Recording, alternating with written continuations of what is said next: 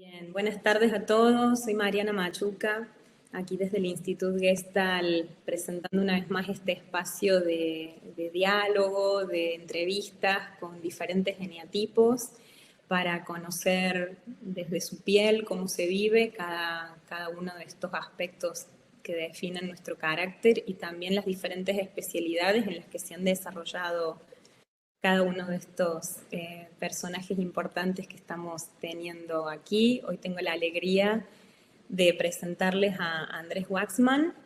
Andrés ha iniciado su recorrido, voy a hacer una pequeña presentación de él para los que no lo conocen.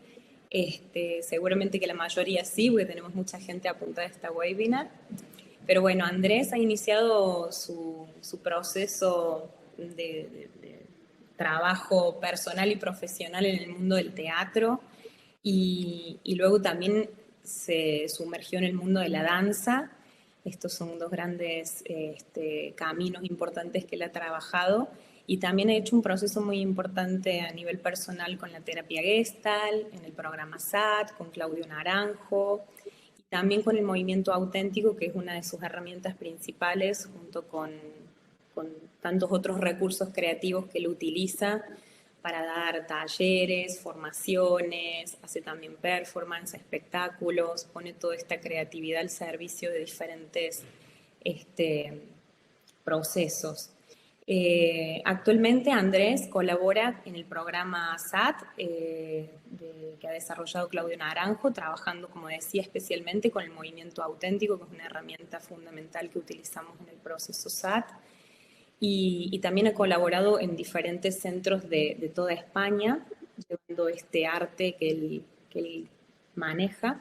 Y es director de ALAS, que es el centro que ha creado, donde utiliza todas estas herramientas que mencionaba antes, el cuerpo, el movimiento, el arte, la conciencia, para, para poner el servicio, como decía, en diferentes formatos y maneras de trabajar, que lo que más me gusta, que le comentaba a Andrés, es que como poner esto al servicio también de la transformación de las personas que hacen estos procesos y también porque él cree que esta herramienta del arte es una transformación no solo personal, sino también colectiva. Así que esto puede llegar desde dentro, muy dentro, a transformarnos y también llevarlo afuera. Así que, bueno, esta es una pequeña presentación de Andrés y ahora, nada, más que nada, saludarte. Sé que estás un poquito congestionado. Gracias por Sí. estar igual acompañándonos este rato, Andrés.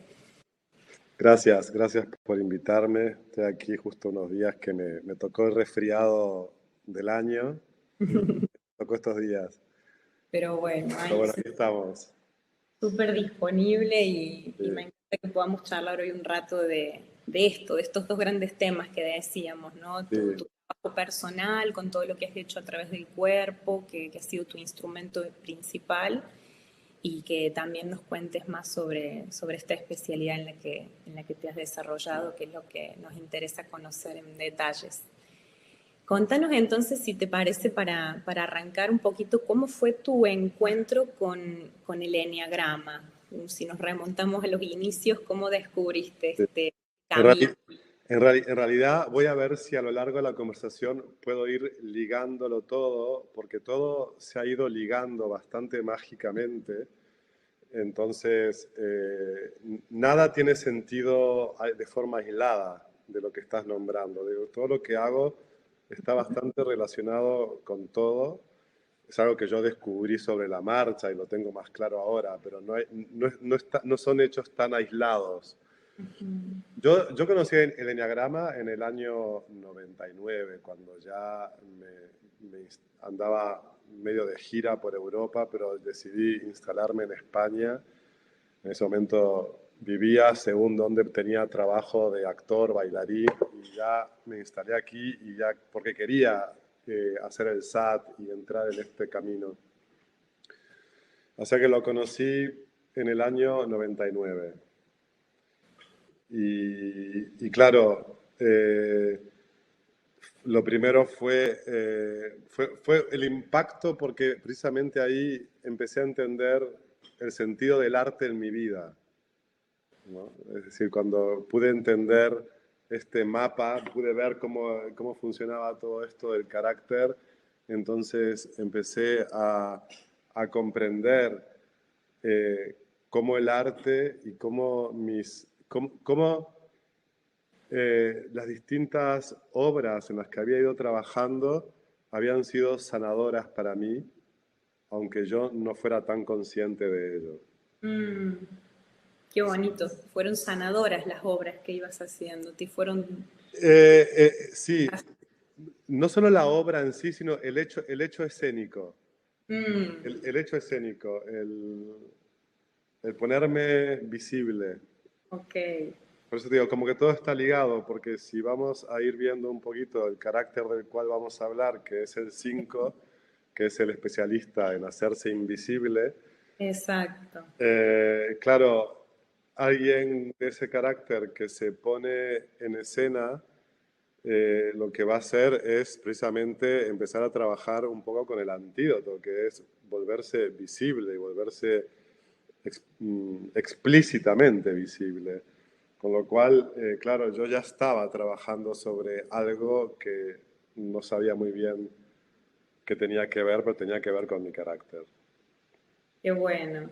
Me encanta cómo ha sido ahí este, tan claro que ese camino, mira, te vino a traer mucha luz en este proceso personal. Podría decir que esa fue una. Luego, la otra también, por ejemplo, hablar del cuerpo y la danza, en mi caso, eh, yo también te puedo decir, yo no sé por qué quise ser actor. Yo creo que fue también un movimiento inconsciente hacia algo que me resultaba saludable, pero no puedo decir, ni siquiera creo que yo haya sido muy buen actor, pero como que había algo que me llevaba para ahí. Ujú. Pero en ese proceso de aprender a ser actor, yo lo que vi, yo soy muy alto, mido 1,94, y vi que mi cuerpo era como, estaba todo desordenado y un poco encorvado y cerrado. Entonces, como complemento, empecé a tomar clases con Graciela Figueroa. Mm. Graciela Figueroa es una gran maestra de danza y también fue una de las grandes colaboradoras de Claudio durante mucho tiempo y fundadora del sistema Río Abierto. Entonces, claro, yo llegué ahí con aquello de complementar un poco el cuerpo y lo que me ocurrió fue que empecé a descubrir que tenía un cuerpo. O sea, estamos hablando también de, por carácter y por historia, yo tenía un cuerpo completamente anestesiado. Entonces, para mí, descubrir la danza fue como una especie de renacimiento, realmente. Mm. Fue empezar a ver y a vivir con un cuerpo presente y encarnado, que no fue inmediato, pero fue un proceso que empieza ahí. Qué bueno. Entonces, claro, descubrir el cuerpo, no sé si decir que es particularmente significativo para alguien de mi carácter, creo que sí, pero creo que lo es para todos. Sí, sí, sí, coincido. Que creo que es un gran olvidado, ¿no? Para todos, esta parte tan importante que es el trabajo corporal, la conciencia corporal. Sí. Entonces, por ahí ya tenemos planteados los tres ejes. Uno sería el tema del enneagrama, otro sería el tema del cuerpo y otro el tema del arte. Para Ujú. mí son un poco tres ejes, sí. Sí, sí, sí, estupendo, cómo se han fusionado estos en tu camino. Ahora, centrándonos más en el eneagrama en sí, ¿cómo lo definirías con tus palabras? ¿Qué dirías tú que es el eneagrama en concreto? Es un mapa para el autoconocimiento, Ujú. una herramienta potente y refinada para conocerse uno y comprender la personalidad, que hemos construido, que hemos necesitado construir para sobrevivir, para ser queridos, para que la vida no nos duela tanto. Y eso que se construye desde una perspectiva infantil, desde una mirada de un niño en un determinado contexto, bueno, luego se va cristalizando en lo que es un carácter y, y es que de adultos ya no nos sirve esa mirada. Pero creo que el enneagrama es como la comprensión de esa estructura funcional, un poco, que luego se va volviendo un poco máquina automática y que funciona un poco, que va teniendo como vida propia. Creo que el enneagrama nos da como toda esa comprensión de lo construido y de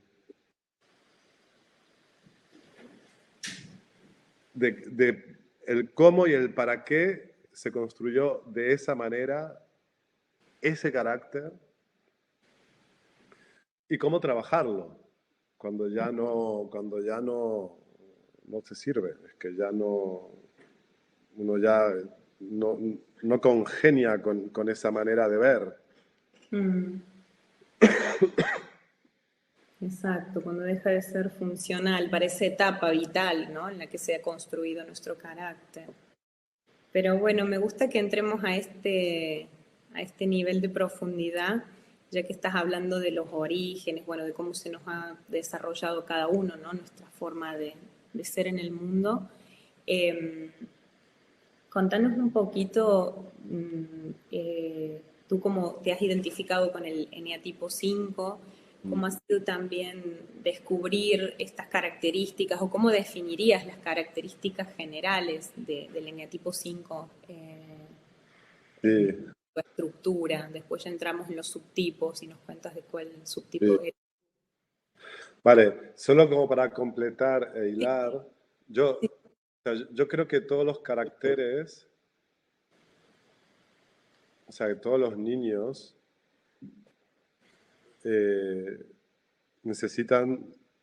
hemos necesitado desarrollar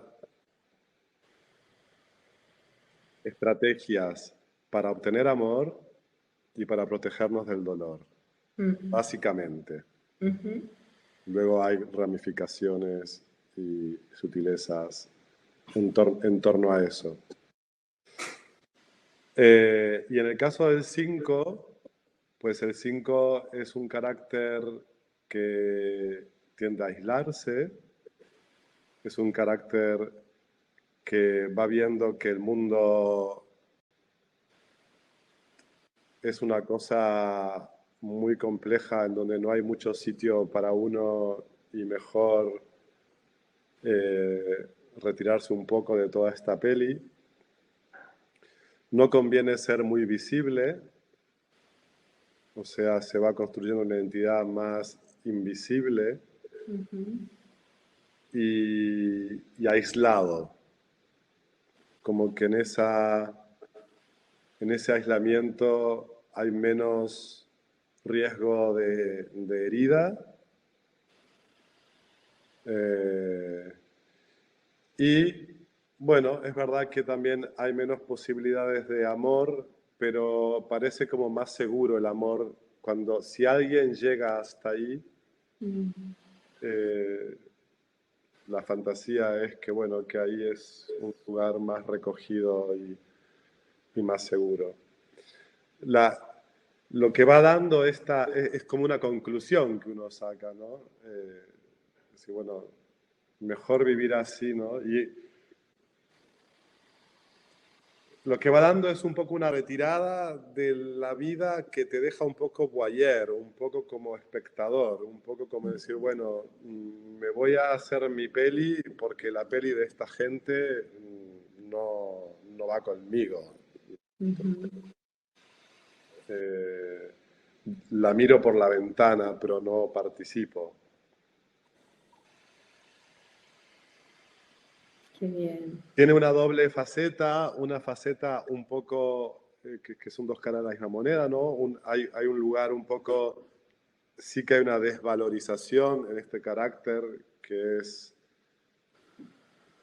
que entiende que para mí no hay, entonces hay algo así como que se desvaloriza y me retiro porque para mí no hay. Ujú. Eh, y esa sería la parte de desvalorización, pero también hay la otra parte que es, mm, para mí no hay en este mundo de tontos, en este mundo donde la gente es un poco tonta, no se enteran de que, y ahí puedo empezar a poner adjetivos en donde también es un carácter que se pone un poco por encima de todo, ¿no? Es decir, que se vive por debajo, pero también se pone un poco por encima. Entiendo. Hay una cierta arrogancia, como que decir, bueno, en el mundo son todos, que la verdad que son todos un poco tontos y yo no voy a formar parte de esta tontería, ¿no? Yo soy diferente, especial, un poco mejor. Entonces, por eso digo que son dos caras de la moneda, una más desvalorizada y una más arrogante, pero que ambas eh, te sitúan a distancia de estar en la vida. Ujú. Sí. Eh, con lo cual es un carácter que decide apañarse con poco.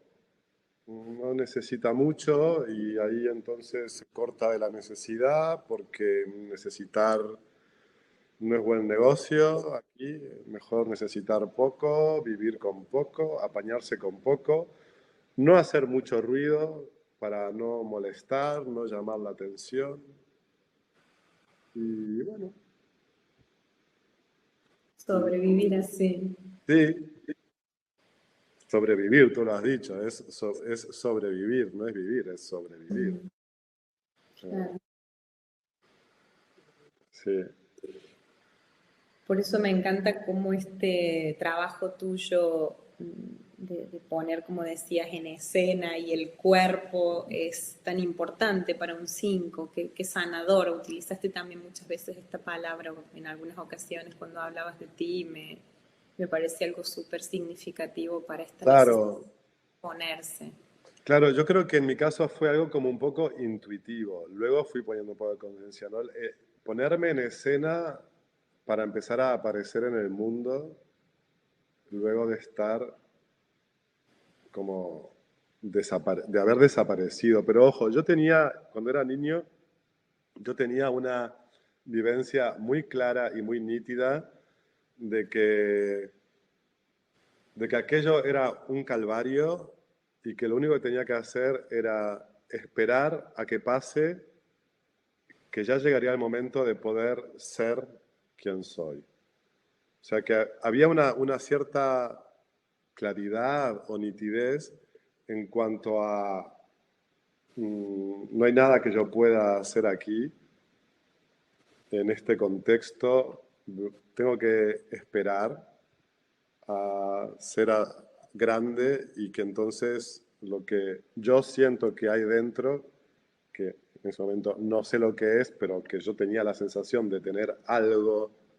que estaba bueno, pero que ahí no podía, en la infancia no tenía espacio de manifestación o de expresión, iba a tener que esperar.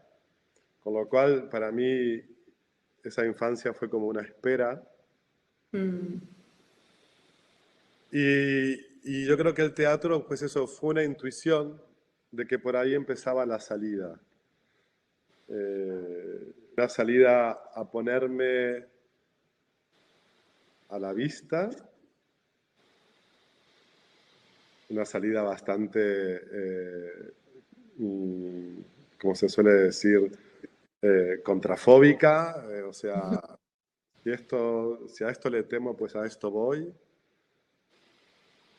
Y sí, empezó a ser fuerte, porque además Uruguay, yo soy uruguayo y mi camino de teatro empezó en Uruguay y es una sociedad pequeña Con lo cual, en poco tiempo, y yo que soy muy rubio y muy alto, tenía los pelos largos y rizados, en poco tiempo fui bastante conocido. Ujú. Y esto para mí fue muy loco, era divertido, era traumático, una experiencia en donde de pronto he pasado de ser invisible a que me reconocieran en el autobús, en un bar, en todas partes a donde iba, y era como una locura total. Claro. Que cuando me vine a Europa fue un poco decir, bueno, vale, vamos a calmar esto y a llevarlo por otro camino, ¿no? Pero en aquel momento fue como lo contrario a lo que era mi vida. Qué fuerte. Sí, Qué interesante también escuchar este proceso. Y, y contanos, bueno, no sé si tenés más cosas del eneatipo 5, como digo, me encanta escucharte, ¿eh? Yo cuando pueda te lanzo otra pregunta. sí, sí, tú preguntame lo que No, quieras. a mí me venía ahora con la curiosidad también de diferenciar los subtipos, Sí, que también puedes contarnos, y al público que sí, nos está viendo, con qué subtipo tú te identificas de los 5 y que puedas también diferenciar esos matices dentro del eneatipo 5, cómo se viven así las diferentes sí. características. A ver, la explicación del 5 y lo que yo nombré tiene sobre todo que ver con el 5 conservación, que es el que realmente es el más aislado, es el que su supervivencia depende de tener su espacio, de su distancia del mundo y es verdaderamente el eneatipo más retirado de todos. Y es el que vive con menos, necesita poco y está fantásticamente bien solo. Fantásticamente bien entre comillas, pero bueno. Sí, claro, es un... Luego, Ujú. el social y el sexual ya entonces a veces no cumplen tanto esa explicación, se les ve más incluidos en el mundo, en la vida. Yo me identifico con el sexual. El sexual tiene como, dentro de todos los caracteres, siempre hay uno que es un poco el opuesto, ¿no? El que se llama Sí, como trafóbico, el que no cumple tanto. En este caso sería el sexual, que es como más emocional, más intenso, y, y sí que está con la cosa de aislarse, pero estableciendo un vínculo con alguien, ¿no? Aislarse con alguien. Entonces tiene ahí como todo un ideal de amor y toda una historia con el amor y el amor romántico y todo esto eh, que es un pequeño calvario que llevamos, vamos, que esta es nuestra cruz. Y, pero es un carácter intenso que se le ve en el mundo, es más emocional. Y yo, claro, una vez que empecé a salir, es que he vivido mucho a través de la intensidad. Yo soy intenso. Entonces, a mí la explicación del 5 se me queda ahora mismo súper lejana, porque yo he entrado a saco en el arte, en la expresión, en crear, en moverme, en hacer todo esto. Entonces, eh, mm, sí que tengo adentro mío, conozco perfectamente esta muralla, ujú. pero que esto es lo interesante también del enneagrama, de cómo mirarlo, ¿no? Eh, Durante mucho tiempo, en mis primeros años de trabajo, tuve que trabajar mucho esta idea de que el 5 se aísla y que entonces tiene que ir al mundo y socializar, porque esa es su tarea, ¿no? Como estar en el mundo y todo esto. Entonces yo, que soy muy buen currante de trabajo personal, lo hice mucho, lo hice mucho, lo hice mucho, pero con el tiempo me he dado cuenta que para mí la soledad es fundamental, pero que es fundamental. Entonces, a este punto le he dado la vuelta. En el sentido de que para mí, ya no sé si tiene que ver con ser un 5 o no ser un 5, identificarme con esto. Es decir, eh, para mí, mis retiradas, por ejemplo, este resfriado en medio del invierno, yo lo agradezco muchísimo. Cierro la puerta, me meto en mi casa y déjenme tranquilo. Respiro, me nutro, me recupero, me estoy conmigo, y luego vuelvo. Y encantado de volver, pero yo, mis espacios y mis tiempos y mis cosas de soledad son absolutamente necesarias. Claro. Pero sí, pero esto, yo mirando el enneagrama, durante un tiempo creí que estaba mal, ¿sabes? Y no solo eso, no solo eso, sino que además, y aquí creo que esto tenemos que, eh, creo que es algo como a lo que he llegado, yo creo que que el socializar está sobrevalorado. Que sí, Sí, sí, de que la acuerdo. gente le gusta estar sola y se lleve bien consigo mismo y no necesite tanto vínculo y tanto quedar y tanto hablar y tanta red. Se ve como que igual la persona tiene algún tipo de problema o tal. Y yo viví mi carácter un poco así. Lo Claro. único que a mí me daba, como decir, aquí hay algo, es que yo decía, bueno, para mí mi soledad, hay veces que la vivo como una condena, pero a veces que la vivo como un refugio. Totalmente. Creo Entonces ahí ya podía ver que había matices, que el aislamiento del 5 sí, el 5 lo puede revisar como una distancia eh, neurótica, sí, ok, pero también tiene su punto. Y yo, en este momento, el punto que tiene, lo valoro. exacto. Bueno, y entonces el social, que es el que no nombré todavía, bueno, el social tiene un poquito más de vínculo pues, con el conocimiento, tiene otro, o sea, se vincula más a través del estudiar, de la lectura, de la ciencia, va por otro lado, ¿no? Es como que tiende a poner ese vínculo en lo social a través De lo intelectual. sí, de lo Ujú, intelectual y el conocimiento, sí. ujú. Sí, sí. Son muy distintos esos aromas, por eso está bueno diferenciarlos Sí, a los sí, subtipos.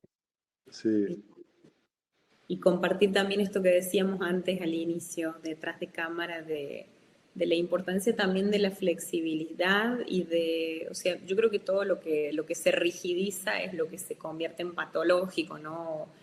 Pero esto que tú dices también de saber estar dentro o en, ¿no? aislado y poder estar en ese movimiento de exponernos o de abrirnos y de estar hacia adentro, creo que para todos es necesario y no tiene por qué totalmente. algo negativo, ¿no? Sino es cómo vivimos esa Sí, soledad, la externalización sí, hacia afuera que pueda ser sí. más. Lo que pasa es que hay que decir que cuando uno llega al enneagrama, creo que a todos nos pasa que nos obsesionamos un poco. Sí, Entonces, todas las definiciones del rasgo, uno se pone un poco loco. Y bueno, lamentablemente, o parece que es el camino, que hay que pasar un poco por ahí, por estar, ay no, porque esto es neura, y porque esto no sé qué, y porque esto es mi carácter, y porque esto no sé cuál, y es un poquito agotador. Bueno, es un momento. Luego la cosa se relaja. eso. Eh, yo que pasé por ahí intento a la gente que ya la veo así ya decirle relax, que no es para tanto, ¿no? Pero Exacto.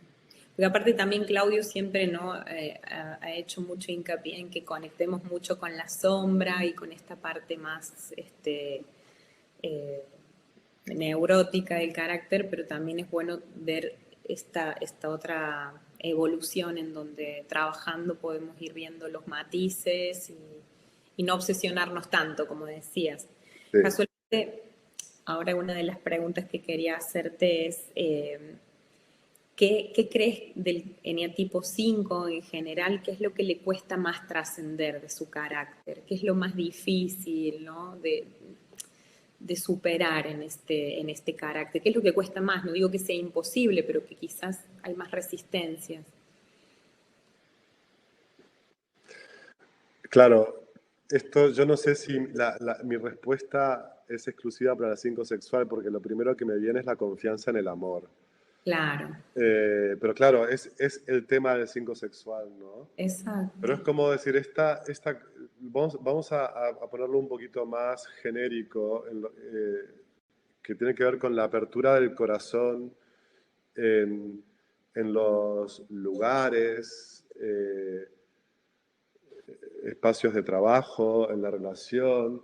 Es como si incluso estando todo bien, todo bien, todo bien y todo bien, y todo bien, como para que uno pueda estar con el corazón abierto, el corazón se queda un poquito defendido. Y entonces cuando llego a mi casa solo, se abre y siento todo el amor que puedo sentir hacia todo lo que acabo de vivir, pero no allí in situ en el momento. Yo esto todavía, ya ni me peleo con esto, ¿eh? Pero ya me hace como cierta gracia, así como que me hace como una sonrisa de verme en situaciones así, tan así, y que decir, pero es que ya... Y está ahí como un poco así, y luego cuando llego a casa hace como, ¡ah! Digo, qué placer, ¿no? Y nada, ni me autocritico por esto, pero lo veo porque es que es así, digo, bueno, igual esto ya no va a cambiar, a mí ya está. Pero es como esta cosita que es un poco asustadita, retentiva, porque también retiene, es como que retiene, no termina de dar, tampoco de recibir. Y, Claro. y, y es como, bueno, yo lo vería ahí, ¿no? Es como un puntito de asustadizo. De vergüenza también, ¿no? Que tiene que ver un poco con el 5 conservación, esto, la vergüenza que se retrae un poco, puede Y ser. el 5 conservación es bien retraído. El 5 conservación, claro, porque yo te estoy hablando, por ejemplo, así ya del amor, como así como el corazón, ¿no? Pero hay cosas que las expreso y con mucha apertura y tal. El 5 conservación, mmm, la expresividad en general está más coartada, Mm, más racanillo en todo en general, ¿no? Entonces yo creo que es eso, como es ese compartirse donde se pone más racanillo. Sí, sí. bueno, me encanta. Y así como decíamos, qué es lo que cuesta más de este carácter, también indagamos sobre cuál es la parte también más luminosa del eneatipo 5 y qué crees que ayuda también a potenciar esta parte. Porque como decíamos, también tiene su parte eh, saludable o beneficiosa, Sí, necesaria, ¿no? No sé si... mira, sí, el 5 para mí, a ver, creo que hay algo también que tiene como las dos caras de una moneda, divertido, en el sentido de que, a ver cómo lo puedo explicar. Eh,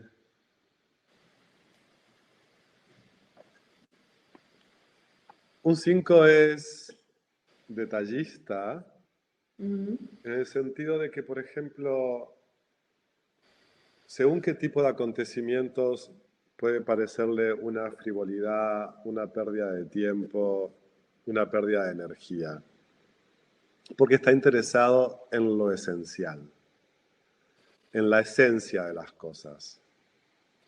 Entonces, para mí, ¿dónde está la virtud de esto? Que es verdad que tenemos esta mirada detallista, esencialista, entonces no nos perdemos mucho en lo superfluo y, y vamos al grano de las cosas. Y a mí esto sí que me gusta. Es cierto que luego a veces, ¿qué pasa? Que tiene un poquito más de problema para divertirse con el cotidiano, porque, Mm, claro, hay mucha frivolidad en el cotidiano y todo esto, entonces por ahí eh, le cuesta más encontrar estos sitios donde pasarlo bien, claro. porque tiene que ser todo como muy aquello, esencial, eh,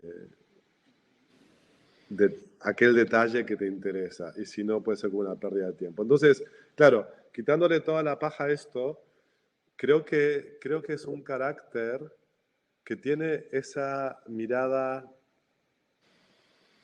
fina sobre las cosas. Mm, ujú. Creo que tiene esa habilidad de poder ir a la esencia. Entonces, que esto a veces es un rompedero de huevos, sí. Que los que viven con un 5 debe ser agotador, seguro. Aburrido también. Bueno, es lo que tiene, todos los caracteres tienen su cosa, su luz y su sombra, ¿no? Exacto. Pero hay este lugar de poder... a mí me gusta mucho lo de descubrir con la gente de qué va el trabajo que tiene que hacer. Cuando Mm, hablan y dicen 100.000 palabras y decir, bueno, ¿cuáles son las 5 que importan aquí? A mí ese trabajo me encanta y además es que lo hago bien, porque es ujú, que es como que escucho todo el discurso y ya veo cuál es la frase que importa y todo mm, lo demás es ruido. ujú. Para mí es, es algo que no sé si tiene que ver con mi carácter, pero sí con mi manera de poder percibir y ver aquello que está ahí como pidiendo ser visto. Exacto. Este, bueno, también a veces nos gusta con los entrevistados indagar un poco con qué otros eneatipos tenemos más similitud, ¿no? O parentesco y con cuáles son más opuestos. No sé, el 5 con qué lo ves más cercano y con qué lo ves más lejano para tener así A como ver, una... el 5 es vecino del 4. Esta vecindad no se la quita a nadie. Son los dos caracteres que están abajo en el enneagrama. Son los dos son los que están más jodidos. Es decir, el 4 y el 5 están abajo del todo, están mal, visiblemente bastante mal, y lo único que les puede pasar es que mejoren, pueden subir. O sea, más abajo no pueden ir. Cuando todos los otros en su proceso tienen que bajar para luego poder subir, o sea, tienen que Claro, joderse, ir a sus infiernos. El 4 y el 5 ya como que viven un poco el infierno desde la infancia, con lo cual el camino de salida es solamente empezar a mejorar. claro. Es reconocer y comprender su infierno y ir un poco hacia arriba. Ujú. Entonces yo creo que en ese sentido el 5 y el 4 tienen esa vecindad que les pone. Luego, la otra vecindad clara es la de los caracteres intelectuales, el 6 y el 7, son todos miedosos, son todos mentales y miedosos, en eso también se parecen. Claro, El- con el uno tiene esta cosa así muy rígida. El uno es un carácter rígido y perfeccionista y el 5 también. Y a veces hay unas confusiones ahí entre 5 y uno por por la rigidez y por el perfeccionismo. mm, Y porque muchos 5 hemos tenido madres unos y a veces quedamos un poco como claro. marcados con esas madres. Y luego he visto confusiones a veces entre el 3 sexual y el 5 sexual. Tienen así como a veces se han confundido un poco. El 5 sexual tiene un puntito bien vanidoso. Y el 3 sexual a veces es sensible de una forma, tiene una fragilidad que he visto este movimiento, así como confusión, no sé si como similitud, pero como confusión. Ujú. Y luego el 5 tiene esta conexión un poco curiosa con el 8.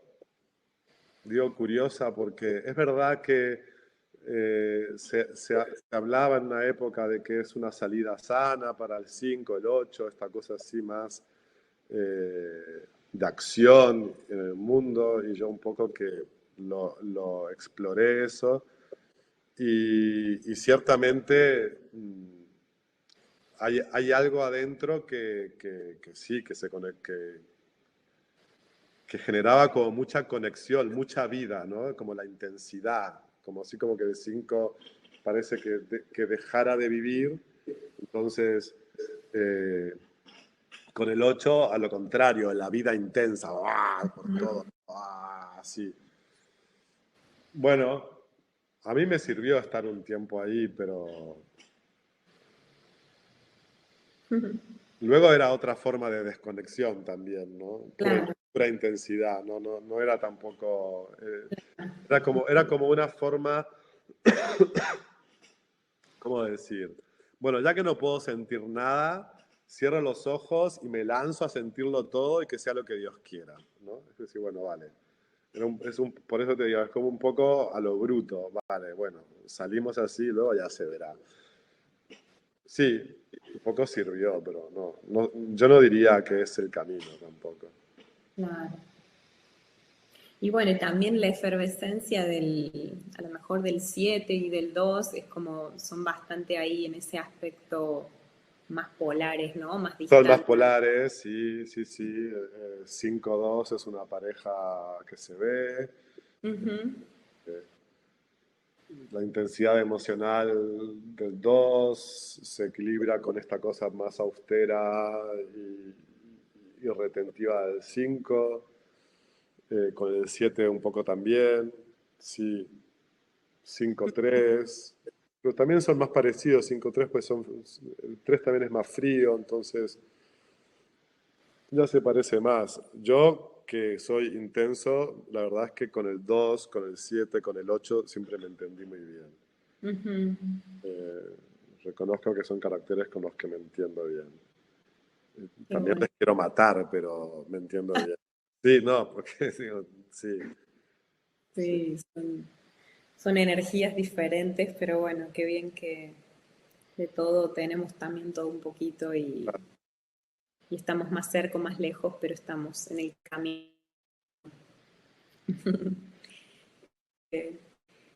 Y Andrés, estando en el tema también de ansiedad, un poco en el abordaje que has desarrollado, contanos con tus palabras un poquito esto, ¿no? ¿Qué es lo que ofreces vos eh, desde toda esta profesionalidad que tenés, tu manera de ser, de acompañar a otros? ¿Qué es lo que llevas con tu sello en el centro Alas, en tu trabajo, donde Sí. estés?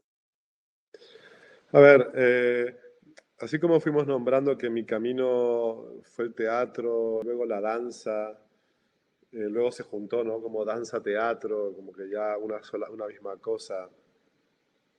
Mm, Luego ya, si bien yo me siento como un creador escénico en esa línea de trabajo, como creador escénico, he ido entendiendo y con lo que trabajo y con lo que me gusta trabajar, si bien es con el cuerpo como eje, con el arte como manera como lugar, el arte y la creación como un lugar donde uno puede hacer un buen trabajo sobre sí. Mm. Eh, que no es lo mismo que hacer terapia, porque en realidad lo que yo le digo a la gente, no vengáis aquí a hacer terapia, aquí venir a hacer arte. Ujú. Y ahí, haciendo arte, vas a comprender muchas cosas de ti y de cómo trabajarte a ti. Y no es un trabajo psicológico, aunque te encuentres con algunas cosas psicológicas. Es un Claro. trabajo sobre sí transversal. que va por otro lado y que es profundísimo también. Claro. Entonces, para mí el trabajo de creación tiene como eh, la potencia de que uno sale de lo que es el yo pequeño, Mm. ¿no? Es decir, el momento de crear, el momento en el trabajo artístico se abre el todo. ¿Sí? La creación es el todo. Todo es posible en la creación. Todo es posible. El mi yo solamente es posible esto que yo pienso y conozco, que es bastante reducido, repetitivo y pequeño, ¿no? Que esta percepción que tiene que ver con el carácter, con hasta dónde llega nuestro pensamiento, con la realidad cotidiana, que es todo un nivel de percepción, pues pequeño. Es el abanico en 4 o 5 pliegues que son con los que vivimos. En el cuerpo pasa lo mismo. En nuestro cuerpo cotidiano, el cuerpo lo usamos con algunos fines concretos y productivos, que es hacer determinadas cosas, gestos repetitivos y automáticos de los cuales ni siquiera somos conscientes. Entonces el cuerpo tiene un registro de movimiento pequeñito, pequeñito, pequeñito. Cuando tú entras en un espacio de cuerpo y movimiento, te das cuenta que hay infinitas posibilidades de movimiento para el cuerpo. Entonces, todo eso que es infinito, es experiencia no vivida nuestra. ¿Entiendes? Vivimos en esta repetición del cuerpo que hace unos gestos, que va para aquí, que va para allá, que piensa esto repetidamente 20 veces por día. Entonces, cuando entramos en el espacio de cuerpo, como yo lo entiendo, entramos en estas infinitas posibilidades que tiene el cuerpo de gestualidad, por lo tanto, de brindarte una experiencia que hasta ahora no habías tenido. Y lo mismo con el arte. Es como entrar en un todo, en una posibilidad de ser todo, cuando en el yo pequeño somos esto, pues esto, soy un 5 sexual, que es una cosita así de pequeña, ¿no? Entonces, claro, frente a ese concepto, cada vez que entramos en creación, cada vez que entramos en el trabajo artístico, cada vez que entramos en el trabajo de la danza, estamos abriendo todas las puertas a todas las dimensiones del ser que en nuestra vida cotidiana están cerradas, y un poquito en la terapia a veces también. Con todo mi cariño y respeto a lo que es importante del trabajo terapéutico, a veces se queda un poquito estrecho, y por eso yo creo que hace que luego hay que ir a otros territorios. Es Exacto. decir, como que la terapia aborda lo psicológico y hay que abordarlo, o sea, indiscutiblemente. Pero entonces yo creo que el arte, como yo lo vivo, el cuerpo y el arte ya tienen esta apertura a... Sí, sí. Son otras dimensiones que se pueden explorar que Exacto, son exacto, necesarias, tan necesarias como la psicológica y exacto. por eso Entonces, sí, es como si, y de pronto, por ejemplo, la poesía, por ejemplo, ¿no? Porque también todos los lenguajes van aportando lo suyo, ¿no? Y por ejemplo, la poesía es como esta palabra que, que, que funciona como con otra lógica, ¿no? Es como una especie de, vale, adiós a tu lógica. Es claro, que otra lógica funcione con la palabra es que a la mente le da un vuelo que si no, no tiene, ¿no? Así como se lo da el cuerpo por este lado, la poesía por este lado, el lenguaje visual, en fin, como que según con qué lenguaje se trabaje, pues hay un abordaje del, del sí mismo que hace como y Claro. tiene puertas y ventanas por donde indagarse.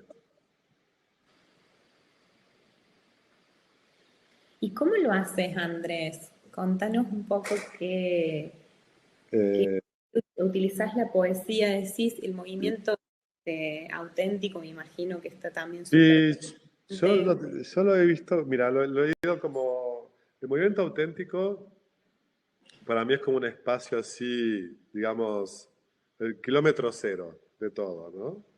Entonces es un espacio vacío, de silencio, de neutralidad. Es una disciplina maravillosa, no hay nada que hacer más que estar con uno mismo y dejar que ocurra lo que tenga que ocurrir, lo cual es dificilísimo, pero eso es el trabajo, ¿no? Entregarse a lo que surge en cada instante. Estar como poder practicar ese presente continuo, ese presente radical. Entonces, eh, yo digo que a partir de ahí he ido creando espacios que me interesan, ¿no? Como, creo que el movimiento auténtico es un espacio de cuerpo, de escucha, de aprender la entrega, de verse, de aprender a hacer el trabajo sobre sí, porque una de las cosas más importantes para mí del movimiento auténtico y que veo que la gente tiene mucha dificultad es a poder decir con palabras qué es lo que vive, sin interferir en la experiencia. Mm, Esto es una de las cosas más difíciles, porque, porque la gente se autointerpreta constantemente y poder permanecer en lo que uno vive y poner la palabra a eso, a lo que es, y no lo que yo pienso que es, sino lo que es un gran trabajo. ujú. Eso, por ahí va el movimiento auténtico. eh, y luego, claro, los espacios artísticos. Yo, por ejemplo, doy clases de danza para todo el mundo. Conmigo viene a bailar quien quiera, Ujú. pero es una clase de danza. Y claro, pero mi clase de danza no, no es aquello de forma, técnica y tal, pero sí trabajamos con todos los conceptos de la danza para un estado de presencia, de escucha, de conciencia corporal.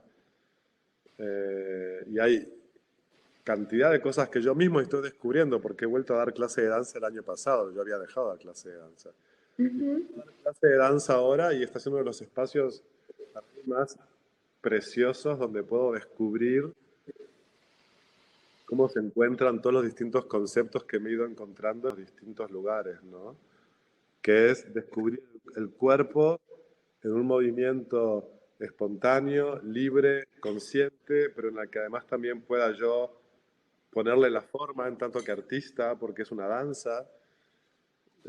O sea que ahí, con la conciencia de materia en relación al espacio, hay cantidad de niveles donde se puede trabajar. Ujú. Eh, la creación artística, yo trabajo también con gente común y corriente en el sentido de que no son artistas, pero que vienen a hacer una creación y están 2 años conmigo en un laboratorio y acaban en un escenario, hacer una producción donde ponemos toda la profesionalidad ahí para que la gente viva una experiencia escénica, pero que no deja de ser un viaje de transformación, porque eh, van a atravesar, va siendo todo un viaje íntimo, porque pasa de todo en esos procesos, pero luego la comprensión, la comprensión pasa porque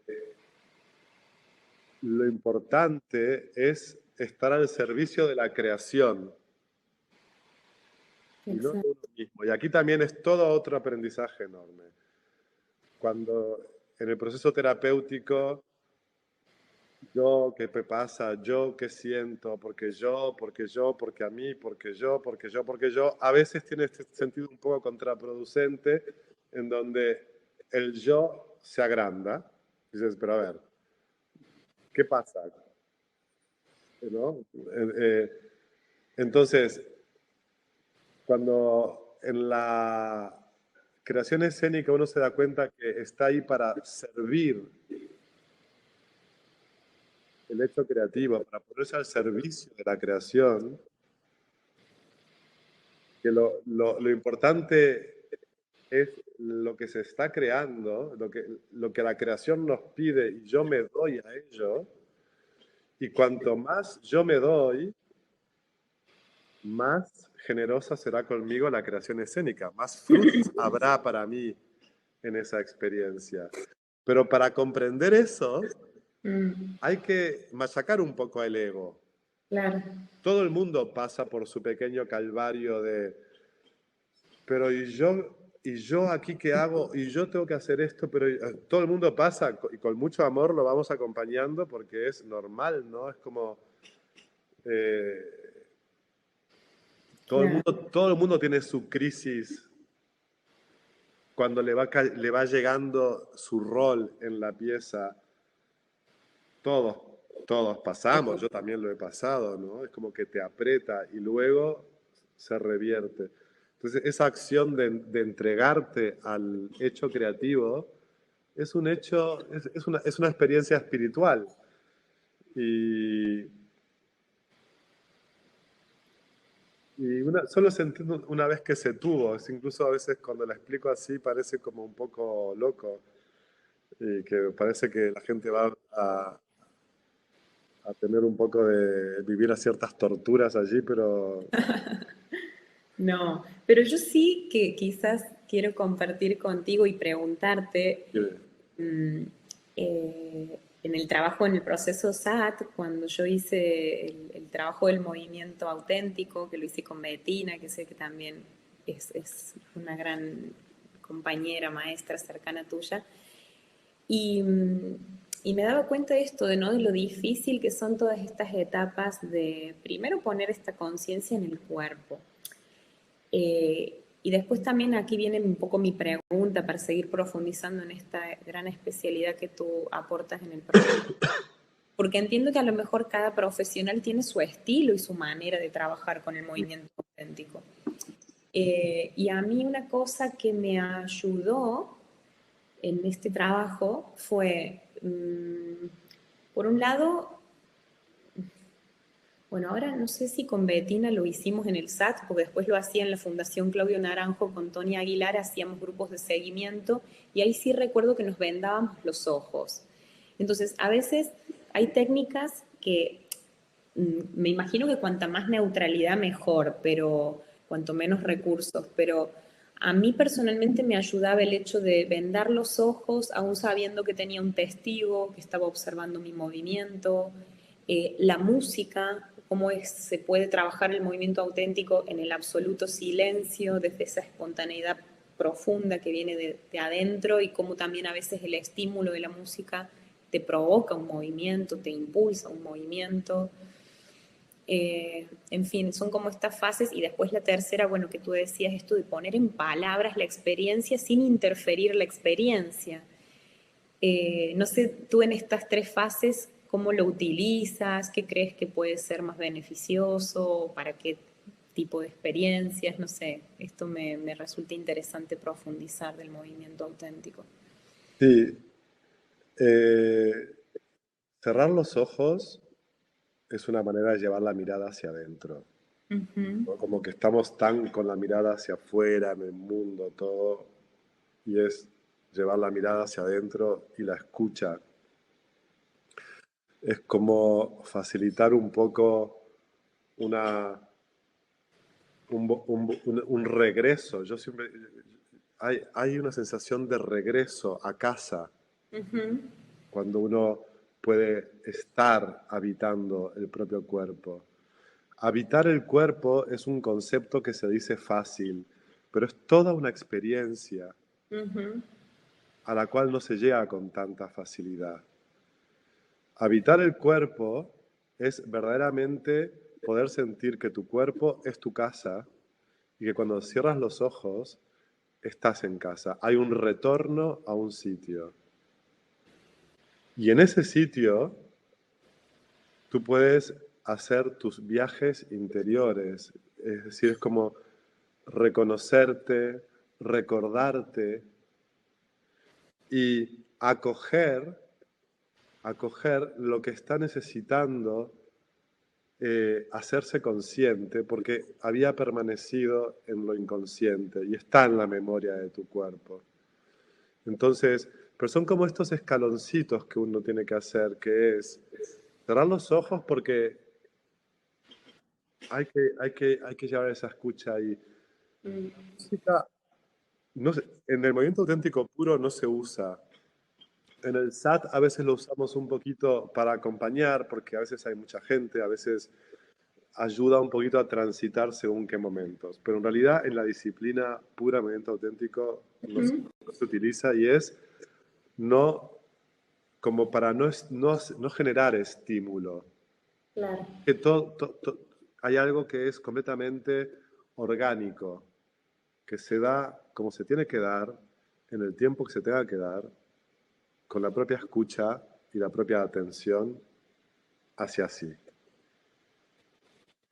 Entonces, ese ir hacia ti y hacia esa experiencia interna, corporal, de habitarte, de recorrer todo ese mundo interno, que es todo un territorio. El cuerpo es el territorio de todas nuestras experiencias. Todo lo que ocurre, ocurre ahí, en este espacio físico, matérico.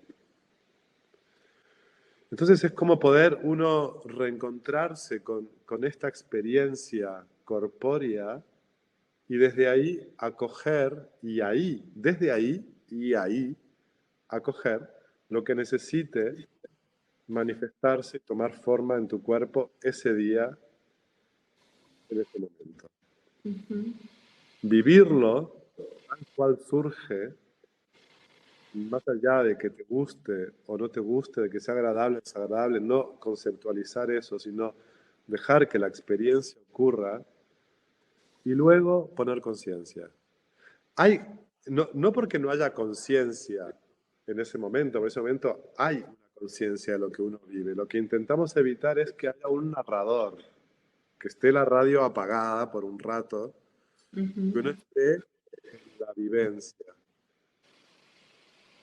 Entonces, esto sería la comprensión de lo primero, ¿no? Es que es cerrar los ojos para habitar el cuerpo, escuchar y dar espacio. Y que ahí ocurra lo que tenga que ocurrir.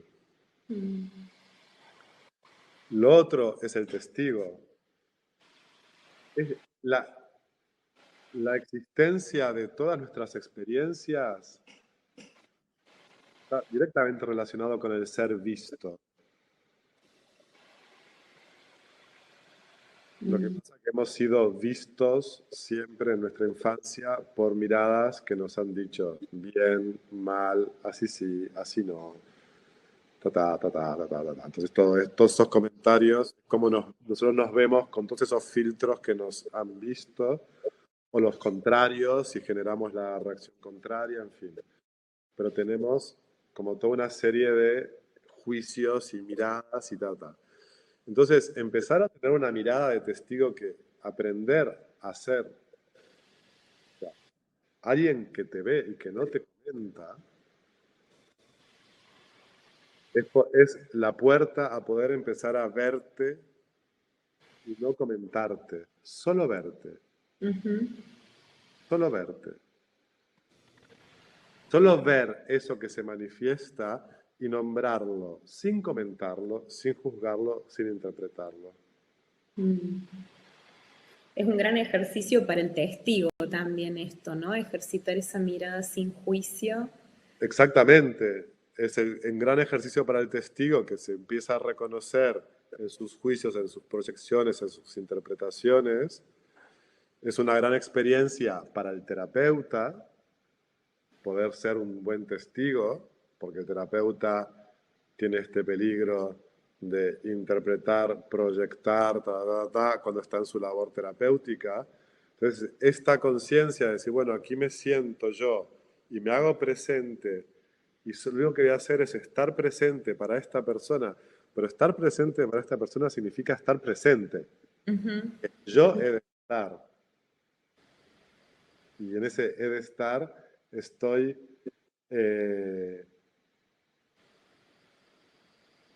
en contacto conmigo y con lo que ocurre en mí cuando le veo. Y esto es la experiencia del testigo. El testigo también tiene una experiencia. Lo que Mm, pasa que no interviene, no interfiere. ujú. Sí.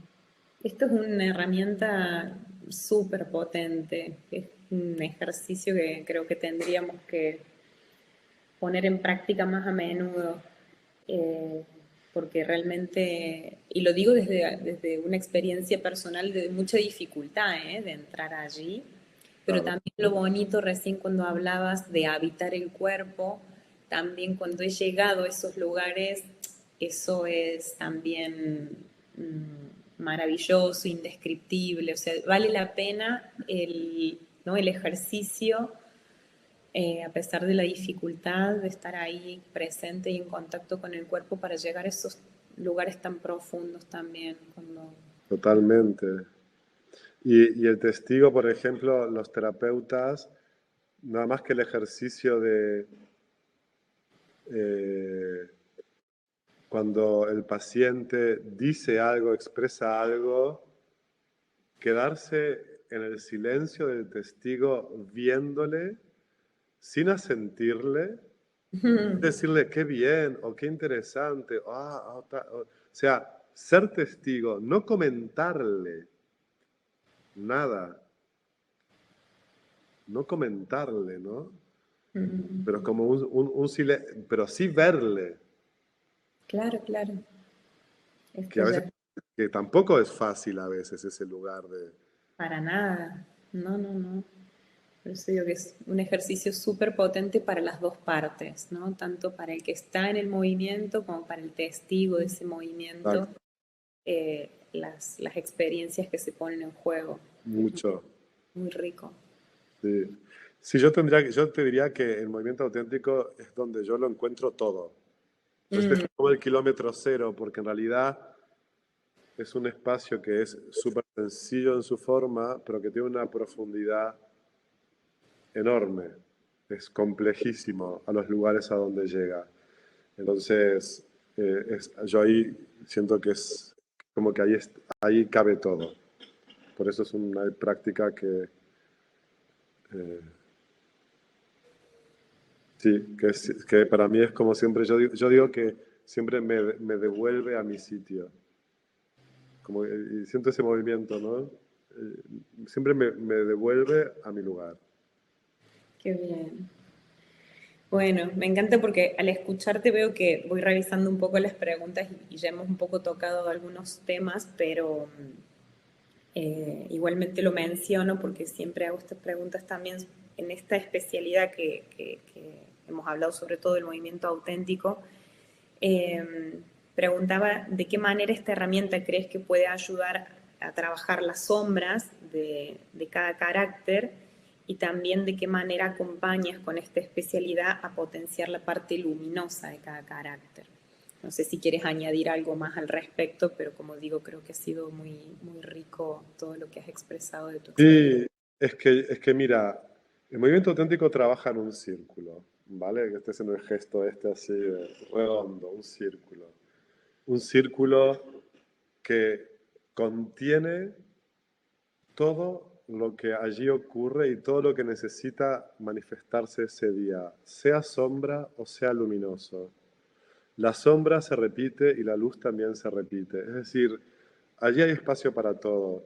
A momentos puede estar pasando que alguien esté en una experiencia de profundo dolor y otra persona de profundo gozo, y eso convive, como convive el lago con el volcán.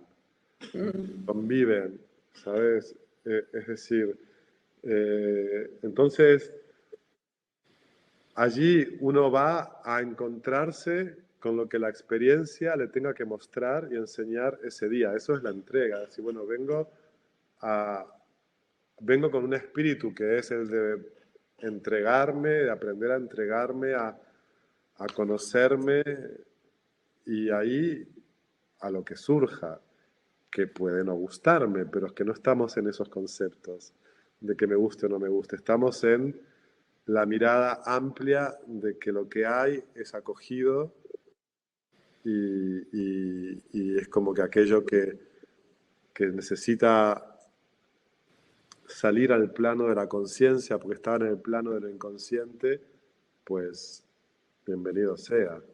Bien, claro. Y eso puede pertenecer a lo egoico, a lo caracterial o a lo luminoso. Hay experiencias absolutamente trascendentales en movimiento auténtico. Estupendo, sí, que es muy, muy amplio todo lo que abarca. Sí. Entonces, ahora te voy a lanzar unas palabritas al aire, este juego que te comentaba que hacemos con cada entrevistado de lanzar palabras como una asociación libre, a ver a ti qué es lo primero que te viene cuando te menciono alguna de estas palabritas. Ah, Por ejemplo, si decimos salud, ¿qué es lo primero que te viene, Andrés? danza. Estupendo. Dinero, El Monopoly. Monopoly. A ver, te voy a dejar una para el último, que sé que va a ser más interesante. Espiritualidad, Arte. arte. Para mí es mi religión. Mm, Total. Y además creo que hacer del arte una religión, bueno, es lo más bonito que puede haber, porque sacralizar la experiencia creativa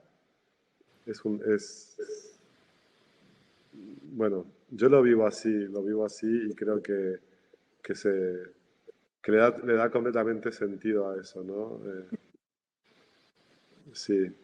estupendo, me encanta. Y, y la palabra amor, ¿qué Ya, es? contaba con que llegara la palabra. Esta es la palabra para ti. Claro, porque es que es la palabra, esta es la cruz de un psicosexual, es la palabra. No, a ver, es la búsqueda, yo creo que es la búsqueda de todos. Lo que pasa es que tiene como estas connotaciones, yo creo que en todos los subtipos sexuales tienen un poco esta cruz, ¿no? Que se va matizando según el carácter, pero todos tienen esta cosa con el amor y las relaciones y qué sé yo. Entonces, yo, si lo circunscribo a eso, sí, amor, te digo, mucho trabajo, mucho trabajo, mucho trabajo, mucho trabajo. Si lo ponemos en un marco más abierto, eh, pues es el trabajo de la vida, Mm, es el trabajo de la vida. tal cual. Porque sí, mira, vamos descubriendo todo bien, pero cuando estamos ahí, cuando estamos con eso eh, que respira orgánicamente, con el amor respira orgánicamente, es que todo lo demás se va dando con facilidad. Hay menos dinero, pues mira, hay menos dinero. Hay no sé qué, pues mira, hay no sé qué. ¿Sabes? Como que uno se va como... Pero porque eso está, yo creo, en un buen sitio. Y el amor en un buen sitio es como una especie de es como una fuentecita que tiene el grifo, el grifo con el agua, el chorrito encendido que cae, que va ¿cómo decirlo? Que se renutre a sí mismo, ¿no? Que está ahí. ¿Viste la fuente que tiene el chorrito y que entonces que va y que tiene el chorrito? Sí. Ah, bueno, vale. Cuando eso está funcionando adentro de uno, entonces que hay algo que es con uno mismo y que cuando digo que es con uno mismo no es solamente yo me quiero a mí mismo, que es esta cosa un poco también, quiérete a ti mismo, que entonces no refiero a esto, que esto es como estas recetas que decís, vale, sí, muy bien, pero ¿cómo se hace, no? No, es una experiencia de bienestar interior en donde uno está con uno, con todo, con Dios, con la vida, con lo que le rodea, y esa fuentecita está ahí nutriente, humedita. Yo creo que eso es como el amor, el trabajo constante. Mira, aquí yo me había guardado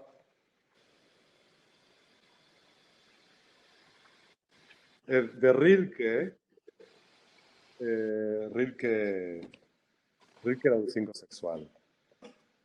Qué bien, ahí tenemos otro ejemplo también y Y dice, aquí junta un poco unos temas en Rilke. Dice, es bueno estar solo, pues la soledad es difícil. Que algo sea difícil debe ser una razón más para que lo hagamos. También amar es bueno, pues el amor es difícil.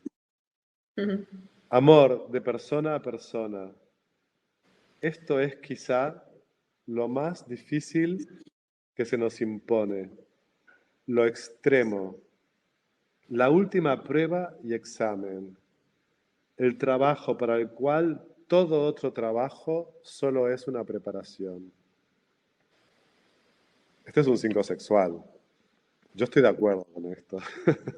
totalmente muy, muy ilustrativo para esta entrevista, ¿eh? Qué Sí, bien que trajiste a Rilke también. sí. Y me encanta. Em, y entonces, como yo tengo mis preguntas acá y voy viendo en el chat, Sí. voy a lanzarte una más y de última ya luego completo con alguna cosita para que te lea algunas cosas que nos van dejando las personas que te están escuchando que me Sí. gustaría. Pero decíamos, ¿hay algún personaje que te venga así ilustrativo del eneatipo 5 en general o del 5 sexual en particular con el que te hayas identificado, con que creas que pueda ser un ejemplo interesante para compartir, aparte de los que Eh, tenemos? a ver, para mí, a ver, Claudio Naranjo era un 5 y bueno, su labor, su entrega, claro, un 5 social, ¿no? Es como el conocimiento. Su foco estaba más ahí en el conocimiento. Yo sinceramente, en una época estuve un poco más en contacto con todo esto de los personajes y todo esto, pero no lo tengo muy presente ahora. Ujú. Eh, cinco- Traía a Rilke porque sí sé que era su cinco sexual y siempre me encantó ese párrafo, pero no tengo algo así en especial ahora para señalar de...